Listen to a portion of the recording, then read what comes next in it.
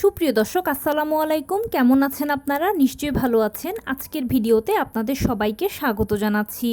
আজকে আমি আপনাদের সাথে খুবই গুরুত্বপূর্ণ একটা টপিক নিয়ে আলোচনা করব, আর সেটা হচ্ছে ডেলিভারির এক সপ্তাহ আগে একটি বিশেষ লক্ষণ সম্পর্কে, যেটা দেখলে মোটামুটি আপনি নিশ্চিত হবেন যে ইনশাল্লাহ আর এক সপ্তাহের মধ্যে আপনার ডেলিভারি হতে চলেছে। তাহলে চলুন জেনে নেওয়া যাক সেটা কি। বাই দ্য ওয়ে, মূল ভিডিওতে যাওয়ার আগে একটা কথা বলি, আমি আমার চ্যানেলে pregnancy related, specially normal delivery related অনেক ইম্পর্ট্যান্ট তথ্য ভিডিও আকারে শেয়ার করে থাকি। এই তথ্যগুলো আমার পার্সোনাল এক্সপিরিয়েন্স ও আমার ডক্টরের সাজেশন থেকে নেওয়া। তাই আমার চ্যানেলটিকে যদি একবার আপনারা ভিজিট করেন, তাহলে আপনারা আপনাদের প্রশ্নাতীত মনের অনেক প্রশ্নের উত্তর পেয়ে যেতে পারেন। আমন্ত্রণ জানাবো আমার চ্যানেলটিকে একবার ভিজিট করে দেখার জন্য। এবারে চলুন মূল আলোচনায় যাওয়া যাক। আমি শুরুতেই বলেছি আজকে আলোচনা করব ডেলিভারির এক সপ্তাহ আগে একটি বিশেষ লক্ষণ সম্পর্কে, যেটা দেখলে নিশ্চিত হবেন যে ইনশাল্লাহ আর এক সপ্তাহের মধ্যে আপনার ডেলিভারি হতে চলেছে। দেখুন, আমরা সবাই জানি যে নর্মাল ডেলিভারিটা সিজারের তুলনায় খুব ভালো। কেননা সিজার হলো একটা ছোটোখাটো অপারেশনের আগে পরে বিভিন্ন ধরনের ঝুঁকি থাকে, বিভিন্ন ধরনের সাইড ইফেক্টস থাকে, কিন্তু নর্মাল ডেলিভারি বা নর্মাল ডেলিভারির পেশেন্ট এর সব কিছু থেকে সেফ ও সিকিওর। সারা জীবনভর নর্মাল ডেলিভারি পেশেন্ট ভালো থাকেন। তাই মোটামুটি নবম মাসে আপনি যখন লাস্ট চেক আপ করাবেন, তখনই ফাইনাল সেটেলমেন্ট হয়ে যাবে যে আপনার কি নর্মাল ডেলিভারি হবে নাকি সিজার হবে। যদি সিজার হওয়ার হয় তাহলে সেটা প্রিপ্ল্যান। আপনার ডাক্তার আপনাকে আগেই বলে দেবে যে অমুক দিনের অমুক তারিখে অমুক সময় সিজার করাতে হবে। আপনি সে মতে প্রিপারেশান নিতে পারলেন, সিজার করাতে পারলেন। কিন্তু যেহেতু নর্মাল ডেলিভারি একটা প্রাকৃতিক পদ্ধতি, কার কখন কোন সময় কোন দিন ডেলিভারি হবে সেটা কেউ বলতে পারে না, নির্দিষ্ট করে কোনো সময়ও নেই। কিন্তু যেহেতু পদ্ধতিটা প্রাকৃতিক, তাই ধরেই কিন্তু ডেলিভারি হয়ে যাবে না, এর আগে বডি কিছু সাইন দেবে। এর মধ্যে অন্যতম কিছু লক্ষণ হচ্ছে ঘন ঘন পেট শক্ত হওয়া, ঘন ঘন প্রস্রাবের চাপ অনুভব হওয়া।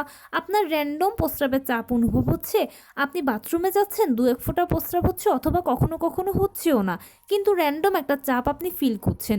কোমরে ব্যথা, তলপেটে ব্যথা, এরকম ব্যথা যে কোমর থেকে শুরু হয়ে তলপেটের কাছে এসে পায়ের নিচ দিয়ে চলে যাচ্ছে, অথবা কোমরে বাম পাশে ব্যথা শুরু হলে বাম পায়ের দিকে যাচ্ছে, অথবা ডান পাশে ব্যথা শুরু হলে ডান পায়ের দিকে যাচ্ছে।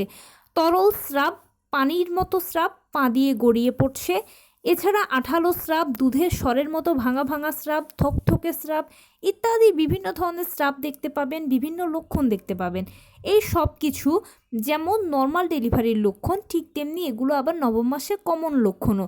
নবম মাসে এই লক্ষণগুলো টুকটাক সবাই কম বেশি দেখতে পান, কেউ বেশি দেখেন, কেউ কম দেখেন। সেই সাথে এগুলো বলেছিলাম আবার নর্মাল ডেলিভারির লক্ষণ। কিন্তু স্পেসিফিক লক্ষণগুলোর মধ্যে যেটা সবচেয়ে বেশি অন্যতম, আর যে লক্ষণটা দেখলে আপনি খুব বেশি কনফার্ম হবেন যে হয়তোবা আর এক সপ্তাহের মধ্যে ডেলিভারি হতে পারে, সেটা হচ্ছে চাপ অনুভব করা। আপনি আপনার যৌনাঙ্গের দিকে একটা চাপ অনুভব করবেন, মনে হবে যে জরায়ু ছিঁড়ে বুঝি কিছু একটা বেরিয়ে যাবে, বা আপনি যখন বসবেন তখন মনে হবে বুঝি আপনি বাচ্চার উপরে চাপ দিয়ে বসছেন। এই ধরনের নিচের দিকে একটা চাপ আপনার অনুভব হবে। টয়লেট বাথরুম করতে গেলেও ভয় লাগবে, উঠবে, দাঁড়ালে, বসলে যে কোনোভাবে আপনার সবসময় একটা চাপ অনুভব হবে। এরকম হওয়ার একটা মানে হচ্ছে আপনার ডেলিভারিটা হয়তোবা আর এক সপ্তাহের মধ্যে হয়ে যাবে। এরকম হলে হওয়ার মানে হলো বাচ্চা নিচের দিকে চাপ দিচ্ছে, এর মানে হচ্ছে বাচ্চা ডেলিভারির জন্য পুরো প্রস্তুত হয়ে গেছে, বাচ্চা মাথা দিয়ে চাপ দিচ্ছে, এজন্য আপনি চাপটা অনুভব করছেন, আর যার ফলশ্রুতিতে সব কিছু মিলেমিশে ইনশাল্লাহ পেইন চলে আসতে পারে। তো এই ছিল আজকের ভিডিও। কেমন লাগলো বলুন?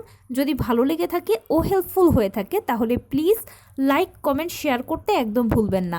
আর সেই সাথে আমার চ্যানেলটিকে সাবস্ক্রাইব করার বিনীত অনুরোধ রইল। পাশে থাকা বেল আইকনটি ক্লিক করে দেবেন, যেন আমি ভিডিও আপলোড করার সাথে সাথে আপনারা নোটিফিকেশান পেয়ে যান। যদি কোনো প্রশ্ন থাকে কমেন্টসে জানাবেন, আমি রিপ্লাই দেব। প্লাস যদি কোনো পরামর্শ থাকে যে কোন বিষয়ের উপরে ভিডিও বানালে আপনারা উপকৃত হবেন, সেটাও জানাবেন। আমি আপনাদের পছন্দের সর্বোচ্চ প্রায়োরিটি দেব। ভালো থাকবেন, সুস্থ থাকবেন। আসসালামু আলাইকুম।